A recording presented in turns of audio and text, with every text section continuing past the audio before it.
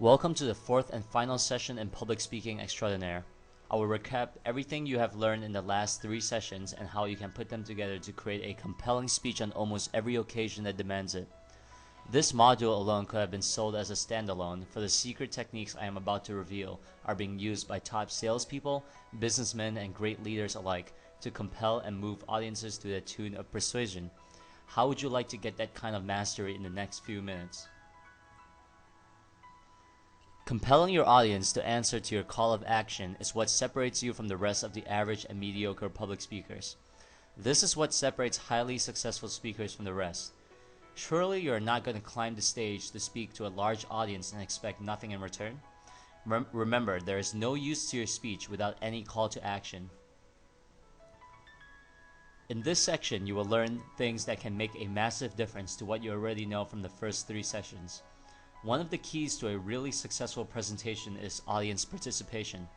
By making the audience involved in the presentation, it helps them to focus and relate better to the material, thereby encouraging them to take action after the session. Your role as a speaker is not just to convey a message, but also to be a quasi-facilitator as well. The fastest and simplest way to stimulate audience participation is to have an icebreaker in the start of the session. Icebreakers are especially useful in long seminars and can also be used in shorter presentations, depending on the time allowance. How to involve your audience. If you want to elevate the energy level in the room, engage the participants. Get them involved by turning their passive attention into active attention. Start by asking the audience to stand up and introduce themselves and tell everyone why they're attending this talk.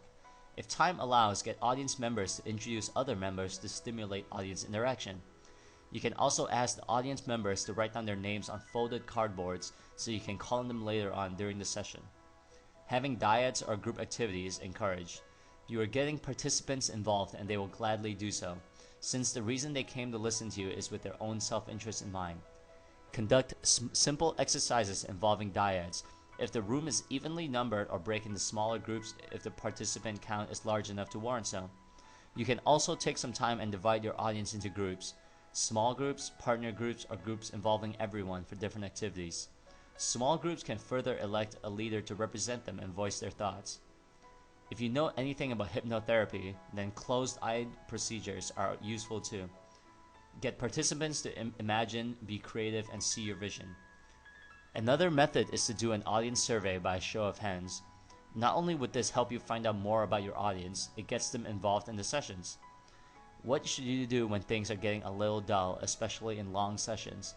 Don't hesitate to command the room to stand up and do brisk warm-up exercises. Alternatively, a nice cat stretch or deep breathing exercises would help replenish the energy of the room. When dealing with large audiences and you wish to gather input from them, you can use the Ben Franklin close. To do that, draw a large T on a white sheet of paper. The T divides the paper into two sides. Examples are pros and cons, and get your audience to shout out ideas while you write them down. Further tips on how to deliver high-impact presentations. You have already done the 3-day program to go from zero to hero in public speaking, but there will always be room for improvement. Remember that speeches are best kept as short and concise as possible. If you are allowed to dictate how long you can speak, it is best to keep your speech between 15 to 30 minutes, though there is no hard and fast rule on length of time. There are great speeches ranging from just 5 minutes to even 5-day seminars. Regardless of how long or short your speech is, always stick to the core message, and it's worth repeating every once in a while. However, don't get over repetitive with key points. Incorporating real, relevant stories, especially if the story is something you have personally experienced, supports your message stronger. Lastly, always get your audience involved. Everyone is selfish to an extent, and everyone has their own personal interests. To make a great presentation really successful, a big part comes from how you interact with your audience, and also how you deal with various personality temperaments. Answering questions from your audience helps you to build trust and establish your credibility as an expert in your field. As discussed briefly in session 3, it is ideal to save the last 5 to 10 minutes of your speech for questions and answers. This is so no member of the audience interrupts your flow of speech or derails you from your original presentation. During the Q&A session, it is important that you keep your cool, stay credible, and be in control. As a general rule of thumb for dealing with questions, listen to the question, answer it, and bridge it to your agenda. Repeat the question clearly so others can hear you. This also gives you time to select your thoughts before answering. Maintain eye contact with the person asking the question, give a brief response, and move on to the next question. Also, avoid pointing a finger when selecting a member from the floor. When selecting audience, be sure to point using your palm face upwards or thumb, and not by your finger to avoid offending anyone. You can also collect questions during the break to give you time to prepare for the answers. Here's another tip. To tackle embarrassing moments with audience members who are less sociable, pre-select your volunteers to give them time to prepare. In the case when no one responds to a question, be prepared to answer it yourself. A good way to go by this is to offer gifts for participating or a secret gift. When dealing with a question unrelated to your topic, politely explain why you are not covering that question in this subject. If time is running out, it is fine to apologize for the lack of time. Whatever you do not exceed the time limit. When faced with an argumentative question, answer it quickly and move on. Certain people will try and force you into a debate, which is time consuming. You can avoid these verbal traps by rephrasing the question and then moving on to the next. If you aren't sure of the answer, explain that you will be happy to discuss the question later on after the session, or tell them that you will gather the information and get back to them. You can also offer the question to other members of the audience. It is wise to acknowledge from the start of the session the differing opinions and controversy that may arise.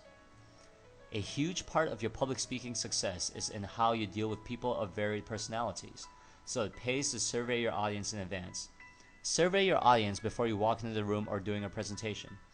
If you are giving a talk to the board of directors of a big company, you will want to do some background research of your audience and their company profile. By knowing the characteristics of the people you will be dealing with, you will be able to tailor your presentation to the audience. If you don't have the luxury of surveying, you can briefly gauge their level of expertise or understanding by prompting them with some easy questions related to your subject. Be sure to answer for them in a rhetoric manner to avoid embarrassment. This is especially important in a technical presentation, as the level of awareness of the audience would affect how you want to give your presentation. If your presentation is too technical for laymen, then they will most likely phase off midway. This is the final section that completes and wraps up the entire Public Speaking Extraordinaire course. If you are a salesperson, entrepreneur, or promoter, you must master the art of back-end selling. This is what separates the profitable speakers from the broke ones. If you attend any seminars, especially self-improvement and wealth creation ones, you will have witnessed this selling tactic before. Set aside the final 15 minutes of your speech, not including your Q&A we have just discussed earlier, on pitching your back-end product. This is the ideal time frame, though it is less effective if you spend less time. As a school of thought, your back-end product must be relevant to your topic, or rather, the solution provides an excellent follow-up solution that your audience had listened to in your speech, but prefers an easier solution and thus the call to action.